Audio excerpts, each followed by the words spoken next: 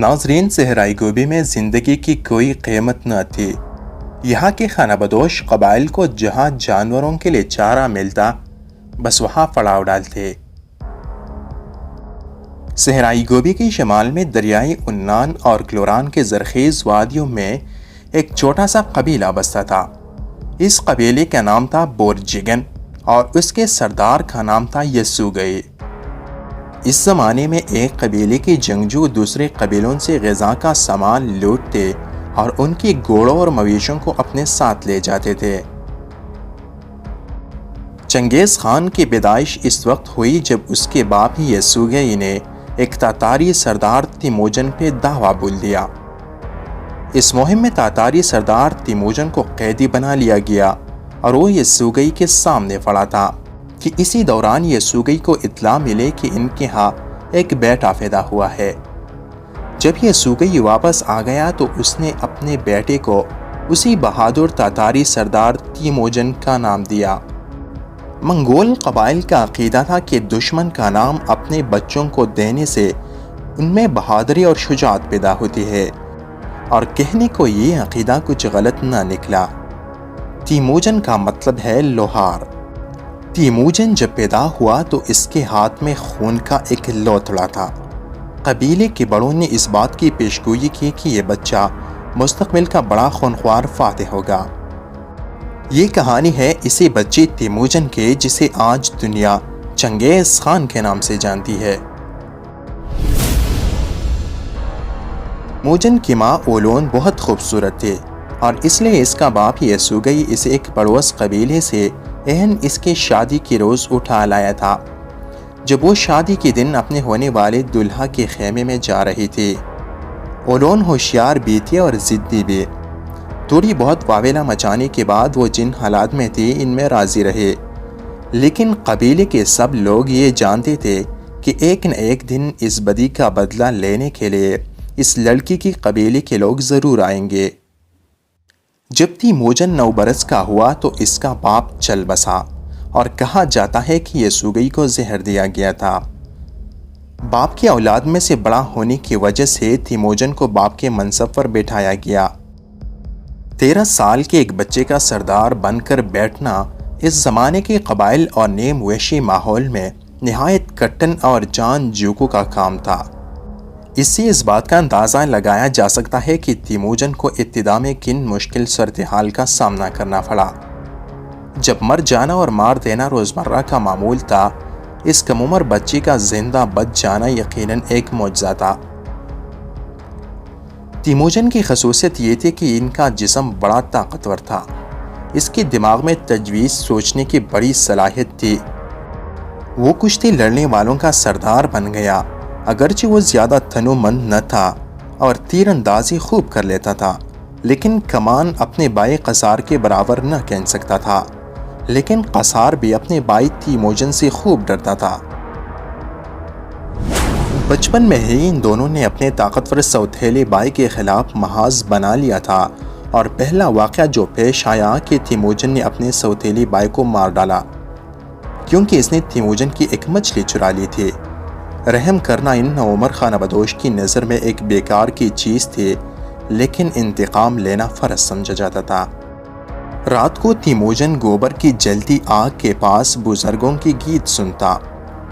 یہ بوڑھے رات کو ایک خیمے سے دوسرے خیمے تک سواری کرتے اور بنبناتی ہوئی آواز میں قبیلے کے بزرگوں اور بہادروں کی شجاعت کے گیت گاتے۔ جب تیموجن اور اس کا باپ یسوگئی ایک اجنبی جنگجو کے خیمے میں مہمان تھے تو تیموجن کو اسی خیمے کی ایک لڑکی پسند آئی۔ اس نے اپنے باپ یسوگئی سے پوچھا کہ کیا میں اسے اپنی بیوی بنا سکتا ہوں۔ یسوگئی نے لڑکی کو جانچا جو ابھی 9 سال کی تھی مگر بہت حسین تھی۔ اس کا نام بورتائی تھا اور اس کی آنکھیں بھوری بھوری تھی۔ بعض مورخین کے مطابق اس وقت تیموجن کا عمر 13 سال کا تھا۔ لڑکی کے باپ نے کہا کہ لڑکی ابھی چھوٹی ہے، لیکن وہ بہت خوش تھا کہ منگولوں نے اس کی بیٹی کو پسند کیا۔ لڑکی کی والد کو تیموجن پسند آیا اور دوسرے دن اس کا رشتہ طے ہو گیا۔ یسوگئی نے تیموجن کو وہاں ہی چھوڑا تاکہ اپنی بیوی سے اچھی طرح واقف ہو سکے۔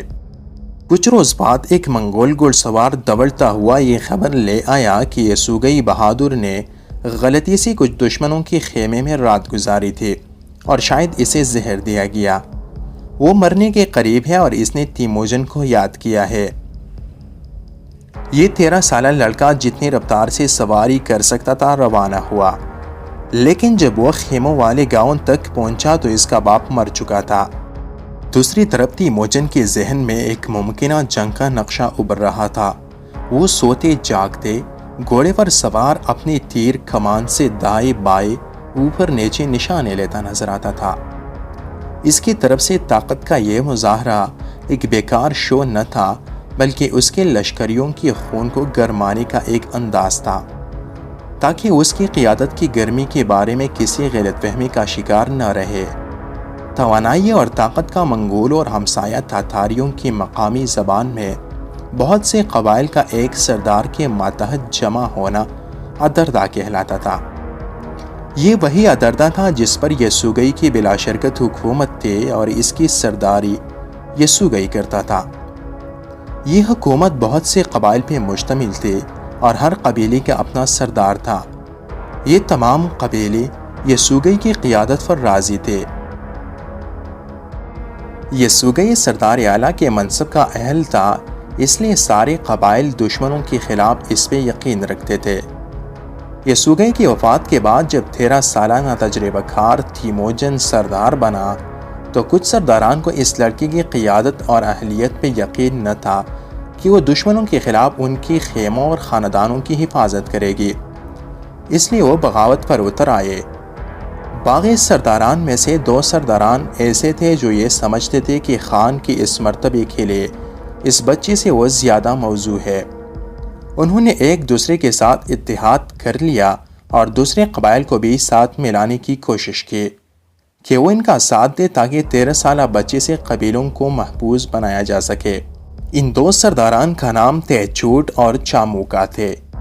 باپ کی وفات کے بعد جب تیموجن سردار بنا تو قبیلے کے چھوٹے سرداران نے بھی بہت سے معاملات پر بحث کی اور ان میں سے 2/3 سرداران کا پرچم چھوڑ کر دوسرے سرداروں کو تلاش کرنے نکل پڑے۔ ان لوگوں کو اپنے گیرانوں کی حفاظت کے لیے اس چھوٹے لڑکے پہ بالکل بھروسہ نہ تھا۔ تیموجن کی ماں اولون عقل مند اور بہادر تھے۔ جو کچھ اس سے ہو سکا اس نے کیا۔ قبیلے کا شیرازہ منتشر نہ ہو جائے اس لیے اس نے پرچم اٹھایا اور چھوڑ کے جانے والوں کا تعاقب کیا۔ اولون نے ان سرداران کی منت کیا اور چند خاندان اپنے گاڑیوں اور گھوڑوں سمیت واپس آ گئے۔ اب تیموجن گھوڑے کی سفید کال پہ بیٹھ کر قبیلے کا خان بنا، لیکن قبیلے کی نظر میں ایک چھوٹا سا لڑکا تھا۔ قبیلے والوں کو یقین تھا کہ ان کے تمام پرانے دشمن یسوگئی کی موت سے فائدہ اٹھا کے اس کے بیٹے سے اپنا بدلہ ضرور چکھائیں گے۔ یہ لوگ لکڑی اور نکیلی ہڈیوں سے تیر بناتے تھے اور چوہوں اور کتوں کی کال سے بنے کپڑے پہنتے تھے۔ تیموجن کے خاندان کے لیے بڑا مشکل وقت تھا۔ خوراک کے حصول اور مشکلات سے کھیلنے کے دوران وہ بے رحم وحشی بن گیا تھا۔ تیموجن اس سارے مشکل صورتحال میں رہنمائی کے لیے اپنے ماں پہ زیادہ انحصار کرتا تھا۔ خود تو اعلیٰ درجے کا بہادر اور بے باک شخص تھا، لیکن یہ 2 خوبیاں اس وقت صرف جنگ میں کام آ سکتی تھی، نہ کہ قبیلے کے مسائل کے حل کے لیے۔ تیموجن تمام تر منصوبہ بندی اپنے ماں پہ چھوڑتا تھا، جبکہ وہ صرف اپنے گھوڑوں، اسلحے اور جنگی ساز و سامان اور زور و بازو پر توجہ مرکوز رکھتے تھے، تاکہ وقت آنے پر دشمن کے درمیان بہادری کی جوہر دکھا سکے۔ اس کی ماں فوج کے سرکردہ افسروں اور ریاستی مشیر جو اس کے ارد گرد تھے اور جن سے ان کا شوہر اپنی زندگی میں مشورہ کرتے تھے کے ساتھ مل کر منصوبہ بندی کرتی تھی۔ اس طرح تیموجن کے پشت پر تجربہ کاروں کا ایک گروپ تھا جنہوں نے تمام قبائل کے سرداران کی طرف پیغام بھیجے کہ وہ تیموجن کے لیے دوستانہ خیالات کو جگہ دے اور ان جگہوں کا انتخاب بھی کرے جہاں بوقت ضرورت دستوں کو جمع کیا جا سکے۔ اس وقت صحرائی گوبی کے اس پار ایک قبیلہ رہتا تھا۔ یہ قبیلہ تائیجوت تھا اور اس کا سردار ترگاتائی تھا۔ ترگاتائی اپنی قوم کے لیے بہت کچھ کرنے کا متلاشی تھا، تاکہ وہ اسے محکوم قوموں سے نکال کر حاکم قوموں میں شامل کر سکے۔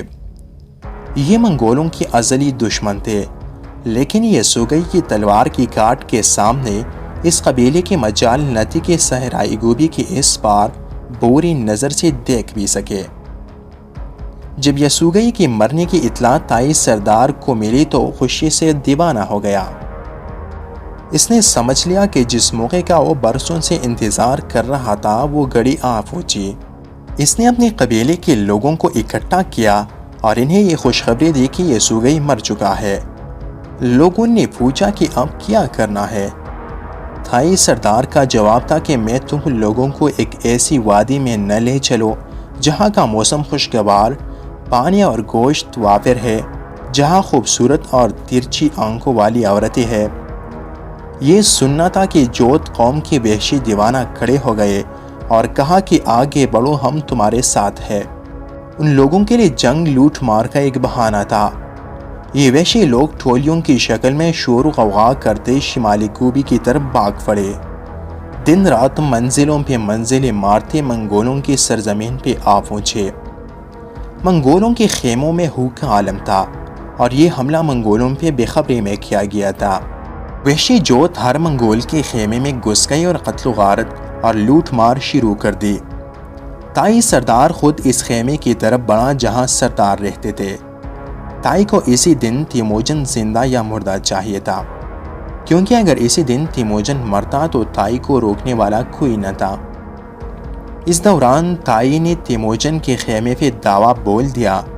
تیموجن کو بچانے والا کوئی نہ تھا، لیکن اس کے بائی قصار نے گھسپیٹیوں پر اندھادھند تیروں کی بارش کر دی، جس سے مخالفین کی پیش قدمی رک گئے، اور اسی ہنگامے کا فائدہ اٹھا کر تیموجن بچ نکلا اور ایک گھوڑی پہ سوار ہو کر بھاگ نکلا۔ قصار نے بھی تیموجن کا پیچھا کر کے بھاگ اختیار کیے، لیکن تائی قوم بھی ہار ماننے کو تیار نہ تھے۔ وہ جانتے تھے کہ تیموجن کو قابو کرنے کا اس سے بہتر موقع نہ پہلے ملا تھا اور نہ آج کے بعد ملے گا، اس لیے وہ غلطی کرنے کو تیار نہ تھے۔ جن کا تعاقب اس وجہ پر بھی کیا گیا کہ کب تک اس کی گھوڑی اس کا ساتھ دے گی اور کہاں تک دے گی۔ ادھر تیموجن اور اس کے بھائی کی کوشش یہ تھی کہ کھلے میدان سے جلد از جلد نکل کر پہاڑیوں کی طرف لوٹ جائے اور درختوں میں خود کو چھپائے، تو پھر ان کے بچ نکلنے کا امکان ہے۔ ادھر تعاقب مسلسل جاری تھا، روشنی غائب ہو رہی تھی اور شام کی تاریکیاں پھیلتی جا رہی تھی۔ تیموجن کو احساس تھا کہ ان کی گھوڑوں کی سکت کم ہو رہی ہے۔ اگر جلدی انہیں آرام اور خوراک نہ ملے تو وہ مزید نہ چل پائیں گے، لیکن تعاقب کرنے والے انہیں آرام کے لیے وقت نہیں دیتے تھے۔ آخر خطرہ سر پہ آ پہنچا اور اسی افراتفری میں تیموجن اور قصار ایک دوسرے سے بچھڑ گئے۔ جب تعاقب کرنے والے دشمن سر پر آ پہنچے تو قصار دائیں طرف نکل گیا اور جانے سے پہلے تیموجن کو مڑنے کا کوئی اشارہ نہ دے سکا۔ اس وجہ سے تیموجن گھوڑا دوڑاتا سیدھا نکل گیا اور قصار مڑ گیا۔ تیموجن آگے بڑھا تو سامنے ایک پہاڑ آیا۔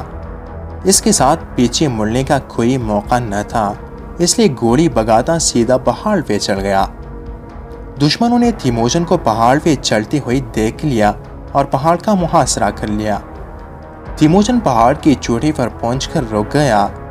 تیموجن اور اس کی جاننثار گھوڑی کو تھوڑا آرام ملا، مگر تیموجن کے پاس کھانے پینے کے لیے کچھ بھی نہ تھا۔ چند روز گزر گئے، اب اس کے سوا کوئی چارہ نہ تھا کہ کوشش کر کے دشمنوں کا گھیراؤ توڑا جائے۔ جیسے ہی اس نے گھوڑی کو لے کر پہاڑ کے نیچے اتر آیا تو بھاگ نہ سکا اور دشمن کے تازہ دم گھوڑوں کے سامنے اس کی بوکی گھوڑی کی کچھ نہ چلی۔ تیموجن دشمنوں کے ہاتھ لگ گیا۔ حکم کے مطابق اسے پائے زنجیر کر دیا گیا اور تائی کو اطلاع بھیج دی گئی کہ اس کا دشمن زندہ گرفتار کر لیا گیا۔ اس خبر کو سنتے ہی تائی خوشی سے پاگل ہو گیا۔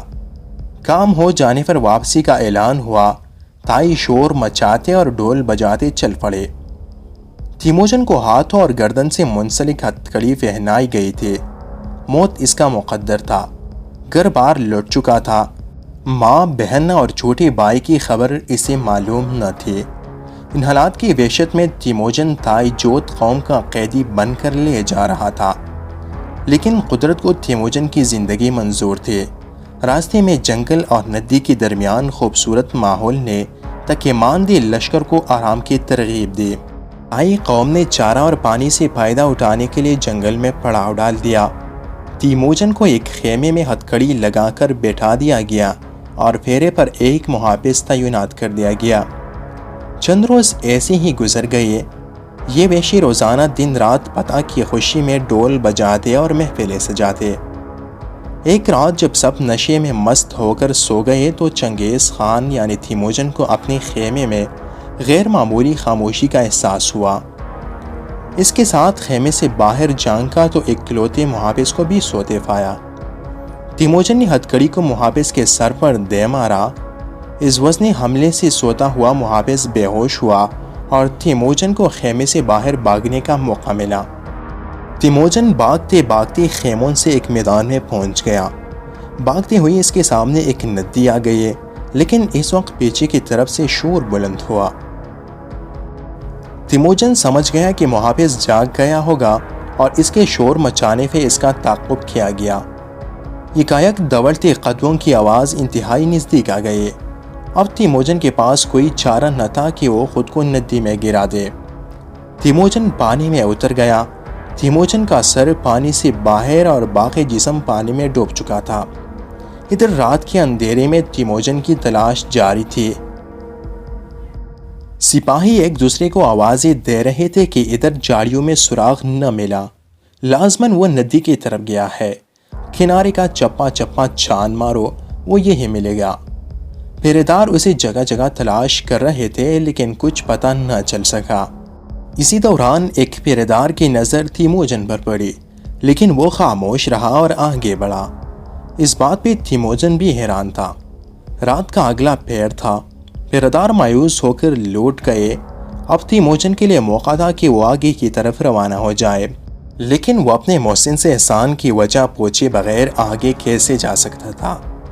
اس وقت تیموجن کی جانب سے اس بہادری نے اس پہرے دار کو شدید متاثر کیا اور اس نے اس اعلیٰ خاندانی قیدی کی مدد کا فیصلہ کیا۔ اس نے تیموجن کی ہتھکڑیاں کاٹ دی تاکہ وہ آزادانہ سفر کر سکے۔ اس دوران یہ دونوں ایک دوسرے سے محو گفتگو تھے کہ کس طرح انہوں نے لوٹ مار کی۔ ان کی یہ کسر فسر چھپے نہ رہے۔ کہتے ہیں دیواروں کی بھی کان ہوتے ہیں، اور خیمے میں تلاشی کا عمل شروع ہو گیا۔ اس نے تیموجن کو روئی سے لدے ایک چکلے میں چھپا دیا۔ روئی کی گرمی جان لیوا تھی، لیکن تیموجن کے پاس کوئی چارہ نہ تھا۔ اسے تلاش کرنے والوں نے روئی میں بھی نیزے مارے۔ دو نیزوں نے اسے زخمی بھی کر دیا، لیکن وہ خاموش رہنے پہ مجبور تھا۔ آخر کار یہ خطرہ بھی ٹل گیا۔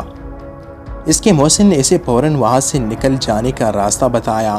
اسے ایک گھوڑا، ایک تیر کمان، تھوڑا کھانا اور دودھ دے کر روانہ کیا۔ تیموجن اپنی سرزمین کی طرف روانہ ہوا۔ تیموجن کی اولین ترجیح اس کی سرداری کے منصب کی بحالی تھی۔ جلد ہی اسے اپنی ماں اور بہن بے بسی کی تصویر بنے ایک دوست کے خیمے مل گئے۔ بچھڑے ایک دوسرے کو زندہ سلامت دیکھ کر یوں ملے جیسا دوسرا جنم ملا ہو۔ تیموجن نے بھائی قصار کی حالت کے بارے میں دریافت کیا تو معلوم ہوا کہ نہ کھانے کو کچھ ہے اور نہ پینے کو۔ لوگ مچھلیوں اور گلہریوں کو پکڑ کر گزارا کر رہے ہیں۔ سواری کے لیے صرف 8 گھوڑے ہیں۔ ان مشکل حالات میں تیموجن اپنے لیے مقام تلاش کر رہا تھا۔ اس نے قبیلے سے رابطہ کیا اور حقیقی سرداری استعمال کرتے ہوئے ایک گھوڑا، بیل، اونٹ اور ایک بیل کا مطالبہ کیا جو پورا کر دیا گیا۔ ان مشکل میں اب اس کا ذہن برسوں دوڑ رہا تھا۔ کبھی اسے بورتی کا خیال آتا، کبھی سسرال سے مدد مانگنے کا خیال آتا، لیکن غیرت آڑے آ جاتی۔ حلقہ احباب میں جھانکنے پر اس کے سامنے وانگ خان کا نام آیا، لیکن اس بے سر و سامانے کے عالم میں وہ وانگ خان کے دربار میں جانا اپنی بے عزتی تصور کرتا تھا۔ اس کا خیال تھا کہ تھوڑی قوت حاصل ہو جائے پھر وہ ایک سردار کی حیثیت سے دوسرے سرداران سے ملنے جائے گا۔ جلدی وقت پذیر ہونے والے ایک واقعے نے اس کی راہ ہموار کر دی۔ یہ چنگیز خان کی بچپن کا ابتدائی داستان تھا۔ اگر ویڈیو پسند آئی تو اسے لائک کرے بصورت دیگر ہمیں اپنے رائے سے آگاہ کیجیے اور ساتھ میں چینل کو بھی سبسکرائب کریں تاکہ آپ کو لمحہ بلمحہ ایسی ہی معلوماتی ویڈیوز پہنچتی رہے۔